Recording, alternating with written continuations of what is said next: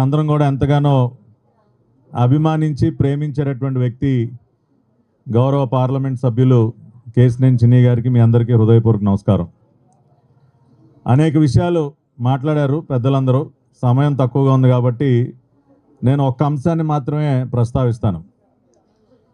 చిన్ని గారు పేదల కోసం చేసినటువంటి సేవా కార్యక్రమాలు, అన్నా క్యాంటీన్లు కానివ్వండి, మెడికల్ క్యాంపులు కానివ్వండి, ఇవన్నీ కూడా చూశారు.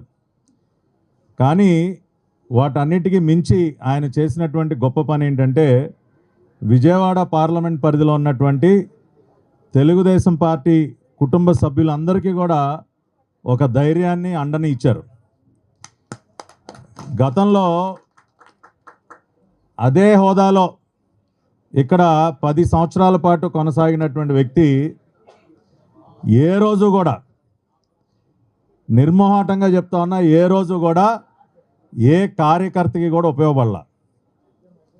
ఎంతసేపు సెల్ఫ్ డబ్బా కొట్టుకోవటం, ఆయన గురించి ఆయన ఏదో ఒక రారాజులాగా భావించి మనని పల్లకీలు మోయమంటం తప్పితే ఏ రోజైనా కష్టంలో ఉన్నటువంటి ఏ కార్యకర్తకైనా అండగా నిలబడ్డా?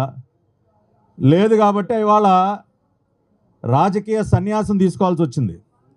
కానీ కేశినేని చిన్ని గారు, ఇప్పుడే గురువుగారు చెప్పారు, 50 మందికి మరి ఇంజనీరింగ్ సీట్లు ఇప్పించారు చిన్ని గారి అతి కొద్ది కాలంలోని. అంటే ఆయన మాతో కూడా ఎప్పుడు చెప్పేది ఏంటంటే ఇవాళ ముందు మనం కార్యకర్తలకి ఒక ధైర్యాన్ని ఇవ్వాలి. 5 సంవత్సరాలుగా ఒక నియంత పరిపాలన పైన